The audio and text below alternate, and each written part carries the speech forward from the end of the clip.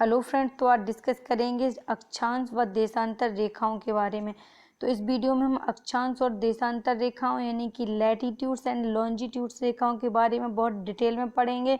तो अगर आप इस वीडियो को देखते हैं तो इसके बाद आपको कोई भी अक्षांश और देशांतर रेखाओं से रिलेटेड किसी भी बुक में या किसी भी वीडियो देखने की ज़रूरत नहीं पड़ेगी।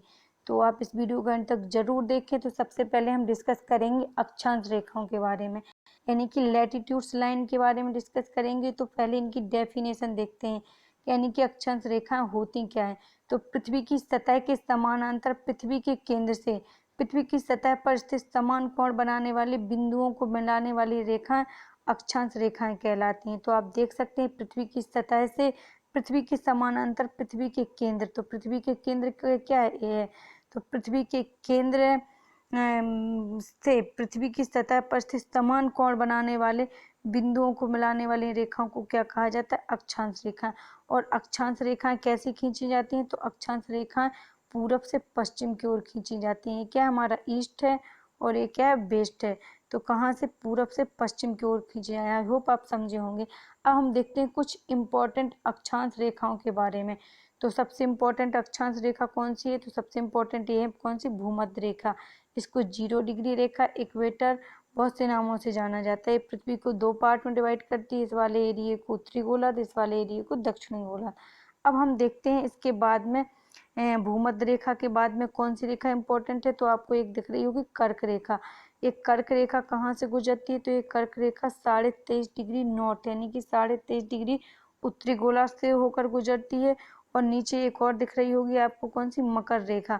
तो मकर रेखा कितने डिग्री, 23.5 डिग्री साउथ यानी कि दक्षिणी गोलार्ध से होकर गुजरती है। अब एक और इम्पोर्टेंट रेखा देखेंगे तो वो कौन सी है, अर्कटिक वृत्त। अर्कटिक वृत्त को देखेंगे, ये क्या अर्कटिक वृत्त है। ये कितने डिग्री, तो ये 66.5 डिग्री नॉर्थ यानी कि उत्तरी गोलार्ध से गुजरती है। और इसमें नीचे देखेंगे हम, नीचे कौन सी है, नीचे होगी अंटार्कटिक वृत्त, 66.5 डिग्री साउथ से होकर गुजरती है। और आपको ये पॉइंट दिख रहे होंगे इधर और एक नीचे दिखेगा। तो ये क्या है, 90 यानी कि 90 डिग्री उत्तरी ध्रुव है और नीचे आपको दिख रहा होगा 90 डिग्री दक्षिणी ध्रुव है। तो ये दक्षिणी ध्रुव यानी कि नॉर्थ पोल है और ये क्या है, साउथ पोल है। तो आई होप आपको इतना समझ में आया होगा।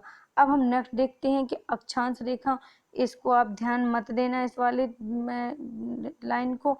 तो अक्षांश रेखा कैसी खींची जाती है, तो आपको सबसे पहले पता होना चाहिए पूरब से पश्चिम की ओर पृथ्वी के समानांतर खींची। अब देखते हैं हम टोटल अक्षांश रेखाओं की संख्या कितनी है। तो टोटल अक्षांश रेखाएं होती हैं 180। 180 कैसे होती हैं, तो देखते हैं थोड़ा सा। ये क्या है, हमारी 0 डिग्री इक्वेटर रेखा। अब इस 0 डिग्री के इधर ऊपर साइड जितनी रेखा यानी कि नॉर्थ साइड जितनी रेखाएं खींची जाएंगी वो कितनी खींची जाती है, 90 रेखाएं होती है नॉर्थ साइड। और इधर साउथ साइड यानी कि दक्षिण में कितनी होती है, 90 डिग्री रेखा, 90 रेखाएं कितनी होती हैं, 90 रेखाएं होती हैं दक्षिण में। तो 90 और 90 कितना होगा, 180 होगा। और एक जो बीच में क्या कुछ गुजर रही है हमारी 0 डिग्री रेखा, तो इसको मिला के कितना होगा, 90 90 80 होगा, 180 होगा। और बीच में अगर एक हम इक्वेटर को ऐड कर लेंगे तो कितना होगा, 80 181 हो जाएगा। तो टोटल कितना हो जाएगा, 181 हो जाएगा। वैसे अगर हम 0 डिग्री यानी कि इक्वेटर रेखा को छोड़ दें तो टोटल संख्या कितनी होती है, 180 होती है। अगर हम इक्वेटर को ऐड कर लें तो 181 होते हैं। लेकिन क्या होता है, एक और पॉइंट मोस्ट इम्पॉर्टेंट है। अगर हम 90 डिग्री नॉर्थ पोल, इसको हम 90 डिग्री नॉर्थ पोल और 90 डिग्री ये क्या है, साउथ पोल। अगर हम 90 डिग्री, ये क्या है, 90 डिग्री साउथ पोल। अगर हम 90 डिग्री नॉर्थ पोल वाली अक्षांश रेखा और 90 डिग्री साउथ पोल वाली अक्षांश रेखाओं को घटा दें तो टोटल अक्षांश रेखाओं की संख्या कितनी हो जाएगी, 179 रह जाएगी। क्योंकि ये क्या है, ये कोई रेखा नहीं है, क्या एक बिंदु में जाकर सिमट जाती हैं। तो आई होप आप इतना समझे होंगे। अब नेक्स्ट देखते हैं, नेक्स्ट क्या है, इसके बाद हम देखते हैं दो अक्षांश रेखाओं के बीच की दूरी। तो दो अक्षांश रेखाओं के बीच में कितनी दूरी होती है, तो आप देख सकते हैं दो अक्षांश रेखाएं, एक फर्स्ट और एक सेकंड। तो इनके बीच में दूरी कितनी होती है, तो दो अक्षांश रेखाओं के बीच में 111 किलोमीटर की दूरी होती है। और सबसे ज़्यादा दो अक्षांश रेखाओं के बीच में दूरी कहाँ पर होती है, ये समानांतर रहती है। इनमें दो अक्षांश रेखाओं के बीच में दूरी कितनी होती है, 111 किलोमीटर होती है। अब हम नेक्स्ट पॉइंट देखते हैं, बहुत इंपॉर्टेंट है। 21 जून को सूर्य कर्क रेखा के एकदम ऊपर होता है। इस दिन उत्तरी गोलार्ध में सबसे बड़ा दिन होता है। तो उत्तरी गोलार्ध में सबसे बड़ा दिन कब होता है? तो 21 जून को होता है। और क्यों होता है? ये क्या हमारा उत्तरी गोलार्ध है। उत्तरी गोलार्ध से कौन सी रेखा गुजरती है? कर्क रेखा। और 21 जून को सबसे बड़ा दिन उत्तरी गोलार्ध में होता है। और उत्तरी गोलार्ध में कौन सी रेखा? कर्क रेखा। और क्यों होता है? क्योंकि सूर्य कर्क रेखा के बिल्कुल सिर के ऊपर यानी कि एकदम ऊपर होता है, कर्क रेखा के एकदम ऊपर। आप थोड़ा सा इसको इस प्रकार से समझ सकते हैं, कर्क रेखा के एकदम ऊपर कैसे होगा? ये हमारी क्या है? ये हमारी कर्क रेखा है और ये क्या है? हमारा सन। तो ये क्या है? हमारा सन। तो कर्क रेखा के बिल्कुल एकदम ऊपर होता है। इस कारण से 21 जून को उत्तरी गोलार्ध में सबसे बड़ा दिन होता है। अब नेक्स्ट देख लेते हैं हम।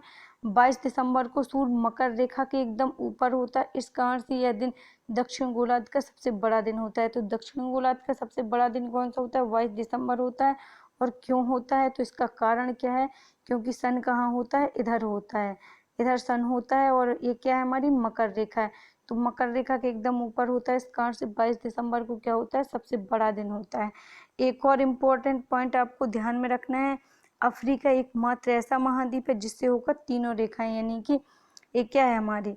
ये मकर रेखा, ये क्या है?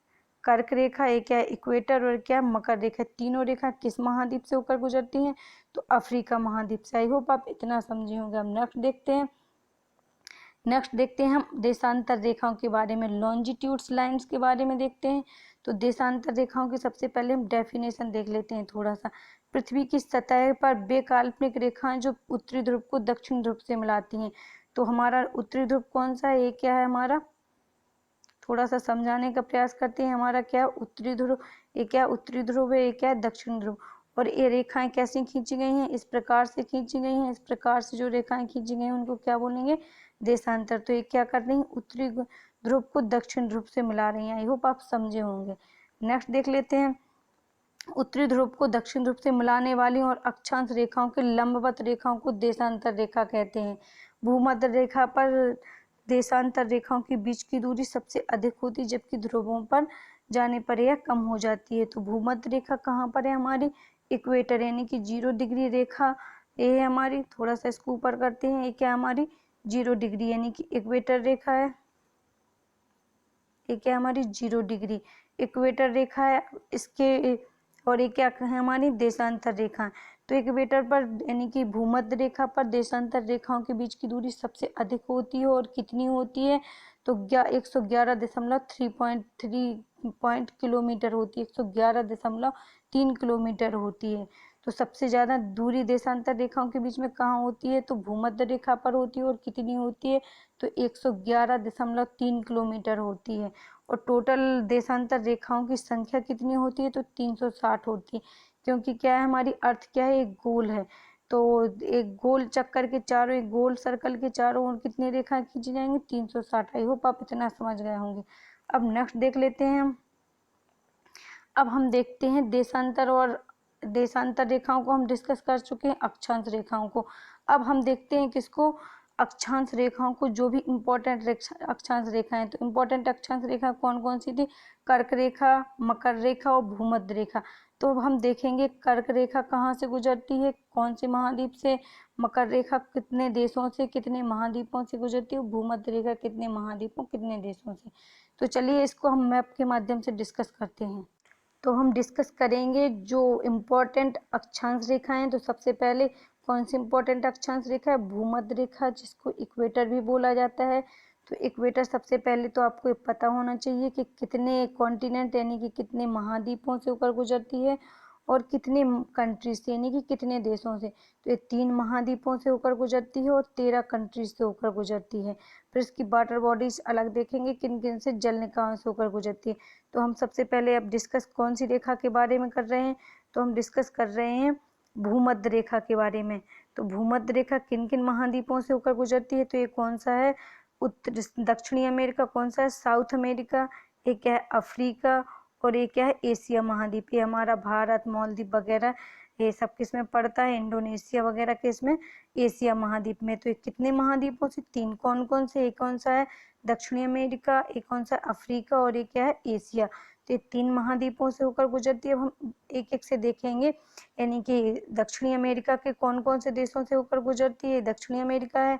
और अफ्रीका के कौन कौन से देशों से होकर गुजरती है? और एशिया के कौन कौन से? और आप अगर मैप के माध्यम से देखेंगे तो आपको चीज़ें रटने की ज़रूरत नहीं पड़ेगी, आपको बहुत आसानी से याद होंगी। तो हम सबसे पहले देखते हैं दक्षिणी अमेरिका के कौन कौन से देशों से होकर गुजरती है। तो दक्षिणी अमेरिका में सबसे पहले कहाँ प्रवेश करती है, तो ये कौन सा देश है, इक्वाडोर। इक्वाडोर ये इधर पड़ता है, तो इक्वाडोर। इक्वाडोर के बाद में कौन से, कोलंबिया। कोलंबिया के बाद में किस देश में प्रवेश करती है, तो ये क्या है, ब्राज़ील। तो दक्षिणी अमेरिका के कितने देश, 3 देश, कौन कौन से हैं, कोलंबिया, इक्वाडोर और ब्राज़ील। अभी थोड़ा आगे बढ़ती है तो इसको क्या मिलता है, अफ्रीका महाद्वीप। अफ्रीका महाद्वीप के किस देश में प्रवेश करती है, तो साओ टोम एंड प्रिंसिपल। ये कौन सा है, ये छोटी सी कंट्री आपको दिख रही होगी, आप देख सकते हैं, साओ टोम एंड प्रिंसिपल। फिर उसके बाद में किस देश में प्रवेश करती है, किसके, अफ्रीका महाद्वीप के। तो अफ्रीका महाद्वीप के साओ टोम एंड प्रिंसिपल में प्रवेश करती है। फिर उसके बाद कहाँ, Republic of the Congo. Republic of the Congo में प्रवेश करेगी। फिर उसके बाद में गैबोन में प्रवेश करेगी। ये कौन सी कंट्री है, गैबोन है। फिर नेक्स्ट देखते हैं हम, थोड़ा सा इसका कलर चेंज कर लेते हैं। ये कौन सी कंट्री थी, ये थी गैबोन कंट्री। कौन सी कंट्री थी, तो ये क्या है, गैबोन। अब उसके बाद में किस कंट्री में प्रवेश करती है, तो ये क्या है, डेमोक्रेटिक रिपब्लिक ऑफ कांगो। तो ये क्या पड़ता है, डेमोक्रेटिक रिपब्लिक ऑफ कांगो। फिर उसके बाद में ये कौन सी, युगांडा। युगांडा में प्रवेश करेगी, ये दिख रहा होगा आपको, युगांडा। युगांडा के बाद में किस में प्रवेश करेगी, फिर केन्या, ये दिख रहा होगा आपको, केन्या। तो युगांडा, युगांडा के बाद में केन्या, केन्या के बाद में सोमालिया, ये दिख रहा होगा आपको, सोमालिया। तो अफ्रीका महाद्वीप के कितने देशों से होकर गुजरती है, तो सबसे पहले Sao Tome and the principal, ये दिख रहा होगा आपको। फिर उसके बाद में रिपब्लिक ऑफ द कांगो। फिर उसके बाद में गैबोन। गैबोन के बाद में किस देश में प्रवेश करती है, डेमोक्रेटिक रिपब्लिक ऑफ कांगो। फिर उसके बाद में युगांडा। युगांडा के बाद में केन्या। केन्या के बाद में सोमालिया। तो आई होप आपको समझ में आया होगा। अब ये प्रवेश करती है कहाँ पे, अफ्रीका के बाद में एशिया महाद्वीप में प्रवेश करती है। तो एशिया महाद्वीप के हम कंट्रीज देख लेते हैं। तो सबसे पहले आप देख सकते हैं क्या है, मालदीव। तो सबसे पहले किसमें, मालदीव में एशिया महाद्वीप में प्रवेश करती है। फिर उसके बाद में आपको ये दिख रहा होगा क्या है, इंडोनेशिया द्वीप समूह। ये क्या है, इंडोनेशिया द्वीप समूह। ये पूरे छोटे छोटे द्वीप हैं, इनको पूरे को क्या बोला जाता है, इंडोनेशिया द्वीप समूह। इंडोनेशिया द्वीप समूह के बाद में थोड़ा सा छोटा सा देश कौन सा पड़ता है, किरीबाती पड़ता है इधर। तो किरीबाती में प्रवेश करती, किरीबाती से होती, किरीबाती के बाद ये प्रशांत महासागर से होते हुए गुजरती है। तो आई होप आप इतना समझे होंगे। अब हम देखते हैं water bodies passing the equator, यानी कि जल निकायों से, किन किन जल निकायों से होकर गुजरती है, कौन सी, भूमध्य रेखा। तो जल निकाय कौन कौन से हैं, तो सबसे पहले ये कौन सा, प्रशांत महासागर। फिर ये कौन सा है, अटलांटिक महासागर। ये फिर कौन सा है, हिंद महासागर। और इस साइड भी क्या आ जाता है, प्रशांत महासागर। तो कितने वाटर बॉडीज से पास होती है, तो 3। कौन कौन से, प्रशांत महासागर, अटलांटिक महासागर, फिर उसके बाद में हिंद महासागर। तो आप कौन सी भूमध्य रेखा के बारे में देख चुके हैं कि कितने महाद्वीपों से होकर गुजरती है और महाद्वीपों की कितनी कंट्रीज थे। तो 3 महाद्वीपों से होकर गुजरती हो, 12 कंट्रीज, यानी कि तीनों महाद्वीपों की टोटल 12 कंट्रीज से होकर गुजरती है। और वाटर बॉडीज यानी कि किन किन जल निकायों से होकर गुजरती है, तो अटलांटिक ओशियन, यानी कि सबसे पहले पैसिफिक ओशियन, इधर क्या पड़ता है, पैसिफिक ओशियन, फिर अटलांटिक ओशियन, फिर उसके बाद में इंडियन ओशियन। तो अब आप भूमध्य रेखा के बारे में पूरा पढ़ चुके हैं। अब नेक्स्ट देखते हैं हम किसके बारे में, भूमध्य रेखा के बाद में हम देखेंगे कर्क रेखा के बारे में। तो चलिए देखते हैं हम कर्क रेखा के बारे में। तो ट्रैफिक ऑफ कैंसर के बारे में देखते हैं, किन किन देशों से होकर गुजर। तो वीडियो लंबा हो रहा है प्लीज़, लेकिन वीडियो को अंत तक जरूर देखें, आपकी एक एक चीज़ क्लियर होगी, आपको रटने की ज़रूरत नहीं पड़ेगी। तो हम देखते हैं किसके बारे में, कर्क रेखा के बारे में। तो सबसे पहले तो कर्क रेखा के बारे में देखते हैं कितने महाद्वीपों से होकर गुजरती है। तो सबसे पहले हम क्या देखेंगे कि कर्क रेखा कितने महाद्वीपों से। तो ये कौन सा है, उत्तरी अमेरिका है। ये कौन सा है, अफ्रीका महाद्वीप है। अफ्रीका महाद्वीप के बाद में कौन सा है, एशिया महाद्वीप। तो ये 3 महाद्वीपों से होकर गुजरती, कौन सा, उत्तरी अमेरिका, अफ्रीका महाद्वीप और ये एशिया महाद्वीप। आई होप आप इतना समझे होंगे। अब हम देखेंगे कि अमेरिका महाद्वीप के कितने देशों से होकर गुजरती है, अफ्रीका महाद्वीप के कितने देशों से, और एशिया महाद्वीप के कितने देशों से होकर गुजरती है। तो चलिए देखते हैं सबसे पहले उत्तरी अमेरिका के कितने महाद्वीपों से। क्या है, उत्तरी अमेरिका। उत्तरी अमेरिका के कितने महाद्वीप देशों से यानी कि कंट्रीज से होकर गुजरती है, तो उत्तरी अमेरिका की 2 कंट्रीज। एक कौन सा है, सबसे पहले मैक्सिको की खाड़ी में प्रवेश करती है, फिर क्या है, बहामास, ये कौन सा आपको दिख रहा होगा, छोटा सा बहामास कंट्री है जो येलो कलर का है। तो मैक्सिको, बहामास। अब इसके बाद में ये कहाँ प्रवेश करती है, ये जाती है अफ्रीका महाद्वीप में। तो अफ्रीका महाद्वीप में सबसे पहले ये कहाँ प्रवेश करती है, तो आप देख सकते हैं क्या है हमारा वेस्टर्न सहारा, पश्चिमी सहारा में प्रवेश करती है। फिर उसके बाद में एक छोटा, ये क्या दिख रहा है आपको, ये क्या दिख रहा है आपको, मॉरिटानिया दिख रहा है। तो ये क्या है, मॉरिटानिया में प्रवेश करती है। फिर उसके बाद में कहाँ प्रवेश करती है, मॉरिटानिया के बाद में माली में प्रवेश करती है, दिख रहा होगा आपको माली। माली के बाद में कहाँ प्रवेश करती है, हाँ जी, अल्जीरिया में प्रवेश करती है। अल्जीरिया के बाद में किस में प्रवेश करती है, नाइजर में। नाइजर के बाद ये दिख रहा होगा नाइजर। नाइजर के बाद में लीबिया। लीबिया के बाद में इजिप्ट यानी कि मिस्र में प्रवेश करती है। फिर उसके बाद में सऊदी अरेबिया, ये सऊदी अरब है। सऊदी अरब आपको ये दिख रहा होगा सऊदी अरब में। फिर ये क्या है, छोटी सी कंट्री क्या है, ओमान। ये क्या है, छोटी सी कंट्री ओमान, ये दिख रही होगी आपको ओमान। ओमान के बाद में ये कहाँ प्रवेश करती है, ओमान। ओमान के पास में एक छोटी सी बिल्कुल जरा सी कंट्री कौन सी है, यूएई, आप देख सकते हैं यूएई है इधर। यूएई यानी कि यूनाइटेड अरब अमीरात है। तो साउथ यानी कि अफ्रीका महाद्वीप के कितने देशों से होकर गुजरती है, कौन कौन से, तो सबसे पहले कौन सा है, वेस्टर्न सहारा। फिर उसके बाद में मॉरिटानिया। मॉरिटानिया के बाद में कौन सा पड़ेगा ये, अल्जीरिया। अल्जीरिया के बाद में माली। माली के बाद में नाइजर। फिर लीबिया। फिर इजिप्ट यानी कि मिस्र। फिर सऊदी अरेबिया। फिर उसके बाद में यूनाइटेड अरब अमीरात यानी कि यूएई, ये छोटा सा इधर पड़ता है। फिर उसके बाद में ये क्या है, ओमान है। ये क्या है, ओमान। तो आई होप आप समझ गए होंगे अफ्रीका महाद्वीप के कंट्रीज के बारे में। अब नेक्स्ट देखते हैं हम एशिया महाद्वीप की किन किन कंट्रीज से होकर गुजरती है। तो ये क्या है, हमारा एशिया महाद्वीप है पूरा। तो एशिया महाद्वीप की किन किन कंट्रीज से होकर गुजरती है, तो सबसे पहले तो हमारा इंडिया आएगा। इंडिया के बाद में क्या आएगा, ये आएगा बांग्लादेश। ये छोटा सा बांग्लादेश, आप इंडिया का मैप देखना, ये बांग्लादेश। फिर ये क्या है, म्यांमार है। तो ये म्यांमार से, फिर उसके बाद में ये क्या है, चाइना, आपको दिख ही रहा होगा, चाइना से होकर गुजरती है। फिर उसके बाद में ये क्या है, ताइवान, आप देख सकते हैं इधर छोटा सा क्या मिलेगा आपको, ये ताइवान मिलेगा इधर। तो ताइवान से होते हुए ये कहाँ, फिलीपींस सी यानी कि फिलीपींस सी, फिर प्रशांत महासागर में चली जाती है। तो अब देखते हैं हम इसी के बारे में यानी कि कर्क रेखा के बारे में, ये वाटर बॉडीज यानी कि कौन कौन से जल निकायों से होकर गुजरती है। तो चलिए देख लेते हैं वाटर बॉडीज के बारे में। तो वाटर बॉडीज कौन कौन सी हैं, लेकिन वाटर बॉडीज के पहले एक थोड़ा सा जो ओमान कंट्री आपने देखी थी, ये कहाँ पड़ेगी, ये एशिया महाद्वीप में पड़ेगी, ना कि अफ्रीका महाद्वीप में। तो आप इसको ध्यान में रखना। अब हम देखते हैं वाटर बॉडीज यानी कि कौन कौन से जल निकायों से होकर कर्क रेखा गुजरती है। तो आप सबसे पहले देख सकते हैं क्या है, पैसिफिक ओशियन। फिर ये क्या है, अटलांटिक महासागर। अब अटलांटिक महासागर के बाद में आएंगे, तो देख लिया था ये पैसिफिक ओशियन, ये अटलांटिक महासागर, ये इंडियन ओशियन, और ये क्या है फिर से पैसिफिक ओशियन। तो इसको हम काउंट नहीं करेंगे। तो 1 2 3, और इधर आप देख सकते हैं छोटा सा ये कौन सा है, इधर देखेंगे, चलिए जूम करके देखते हैं। तो 3 देख लिया था, प्रशांत महासागर, अटलांटिक महासागर, इंडियन ओशियन। इंडियन ओशियन के बाद में अब हम देखेंगे 2 और वाटर बॉडीज कौन कौन सी हैं। तो आप इधर देख सकते हैं छोटा सा, अगर आपको दिख रहा होगा, ये क्या है, रेड सी है, ये छोटा सा रेड सी दिख रहा होगा अगर आपको, तो ये क्या है, रेड सी है यानी कि लाल सागर से होकर गुजरती है। और ये क्या है, ताइवान स्ट्रेट, अगर आपको इधर दिख रहा होगा तो ताइवान स्ट्रेट।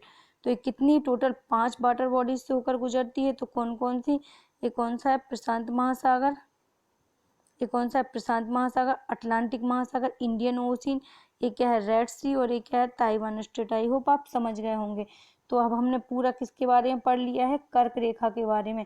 कर्क रेखा कितने महाद्वीपों से होकर गुजरती है, तो 3 महाद्वीपों से। कितनी कंट्रीज से होकर गुजरती है, तो ये कितनी टोटल 16 कंट्रीज से, कितने जल निकायों से होकर गुजरती है। तो ये सब हमने देख लिया है। तो आई होप आप इतना समझ गए होंगे।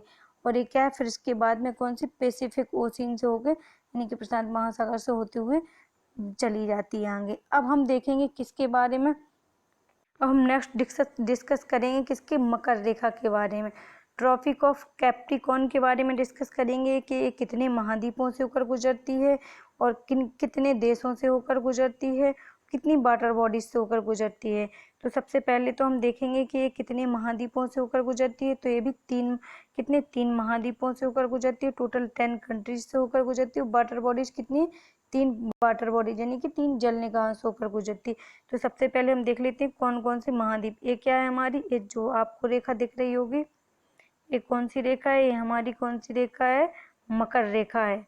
तो ये मकर रेखा कितने कौन कौन से महाद्वीपों से, तो ये कौन सा है, दक्षिणी अमेरिका है। ये कौन सा, अफ्रीका महाद्वीप है। ये क्या है, ऑस्ट्रेलिया महाद्वीप। तो कितने महाद्वीपों से होकर गुजरती है, ऑस्ट्रेलिया महाद्वीप आपको ये दिख रहा होगा छोटा सा, तो कितने, 3 महाद्वीपों से होकर गुजरती है। आई होप आप समझ गए होंगे। अब हम डिस्कस करेंगे कि किन यानी कि किस महाद्वीप की कितनी कंट्री से होकर गुजरती है। तो सबसे पहले हम डिस्कस कर लेते हैं, सबसे पहले हम डिस्कस करेंगे किसके बारे में, दक्षिणी अमेरिका के बारे में। तो साउथ अमेरिका के बारे में डिस्कस करेंगे। तो सबसे पहले ये किस में प्रवेश करती है, ये छोटा सा आपको दिख रहा होगा, ये ब्लैक चिली में प्रवेश करती है। चिली के बाद में ये किस में प्रवेश करती है, चिली के बाद ये अर्जेंटीना, ये आपको अर्जेंटीना दिख रहा होगा, ये क्या है, ये अर्जेंटीना है। तो चिली के बाद अर्जेंटीना, अर्जेंटीना के बाद में आपको जो ब्लैक सा इधर क्या दिख रहा होगा, इधर दिख रहा होगा आपको पराग्वे। तो पराग्वे में प्रवेश करती है। फिर उसके बाद में क्या है, ब्राजील में। तो दक्षिणी अमेरिका के कितने देशों से होकर गुजरती है, सबसे पहले चिली, फिर उसके बाद में पराग्वे, फिर उसके बाद में कौन सा, चिली के बाद में अर्जेंटीना, अर्जेंटीना के बाद में पराग्वे के बाद में ब्राजील। आई होप आप समझ गए होंगे दक्षिणी अमेरिका के देश। अब हम डिस्कस करते हैं अफ्रीका महाद्वीप के कौन कौन से देशों से होकर गुजरती है। तो अफ्रीका महाद्वीप का ये सबसे पहले कौन सा है, नामीबिया कंट्री है। कौन सी है इधर, नामीबिया कंट्री, आप देख सकते हैं। नामीबिया के बाद में किस में प्रवेश करती है, तो नामीबिया के बाद में प्रवेश करती है, किस में करती है, बोत्सवाना में। ये देख रहे होंगे आप ब्लैक, बोत्सवाना। बोत्सवाना के बाद में किस में प्रवेश करती है, साउथ अफ्रीका में प्रवेश करती है। साउथ अफ्रीका के बाद में आप देख रहे होंगे ये क्या आएगा, मोजाम्बिक। मोजाम्बिक के बाद में ये क्या है, मेडागास्कर। तो मेडागास्कर में प्रवेश। तो अफ्रीका महाद्वीप के कितने देशों से, नामीबिया, नामीबिया के बाद में बोत्सवाना, बोत्सवाना के बाद में आप साउथ अफ्रीका, साउथ अफ्रीका के बाद में आप मोजाम्बिक, मोजाम्बिक के बाद में मेडागास्कर। नेक्स्ट देख लेते हैं हम अब ऑस्ट्रेलिया महाद्वीप के। तो ऑस्ट्रेलिया महाद्वीप में ओनली ऑस्ट्रेलिया कंट्री से होकर गुजरती है। तो आप आई होप समझ गए होंगे किसके बारे में, मकर रेखा के बारे में। तो मकर रेखा कितने महाद्वीपों, 3 महाद्वीपों, दक्षिण अमेरिका, अफ्रीका और ऑस्ट्रेलिया से होकर गुजरती है। कंट्रीज टोटल कितनी हो गई, 10 हो गई। देखते हैं कितनी कंट्री हो गई, 1 2 3 4 5 6 7 8 9 10। तो 10 कंट्रीज से होकर गुजरती है। और वाटर बॉडीज कितनी, तो वाटर बॉडीज देखते हैं हम, 3 वाटर बॉडीज थे। तो कौन कौन सी वाटर बॉडीज से होकर गुजरती है ये देख लेते हैं। तो सबसे पहले हम देखेंगे कौन सी, ये कौन सा है, ये कौन सा, प्रशांत महासागर। फिर कौन सा, अटलांटिक महासागर। और फिर क्या होगा, हिंद महासागर। ये क्या है, हिंद महासागर। तो इंडियन ओशियन है। तो आई होप आपको समझ में आया होगा किसके बारे में, मकर रेखा के बारे में। तो ये बहुत इंपॉर्टेंट वीडियो है, प्लीज़ आप इसको एंड तक जरूर देखें। अब हम देख लेते हैं थोड़ा सा अंतर्राष्ट्रीय समय रेखा के बारे में। तो सबसे पहले तो आपको पता होना चाहिए कि अंतर्राष्ट्रीय समय रेखा कहाँ से गुजरती है। तो ये लंदन के ग्रीनविच से होकर गुजरती है। और ये कितने देशों से होकर गुजरती है, तो यूके, स्पेन, यानी कि टोटल कितने से, 9 से। यूके, स्पेन, माली, घाना, फ्रांस, अल्जीरिया, टोंगो, बुर्की फासो और अंटार्कटिका से होकर गुजरती है। तो आपको ये इम्पोर्टेंट रेखाओं के बारे में बहुत ज़रूर आना चाहिए। तो आई होप आपको ये वीडियो पसंद आएगा। और आप प्लीज़ वीडियो को अंत तक ज़रूर देखें आप। और अगर वीडियो अच्छा लगा हो तो वीडियो को शेयर करें, चैनल को सब्सक्राइब करें और कमेंट करके ज़रूर बताएं और लाइक ज़रूर करें। Thank you.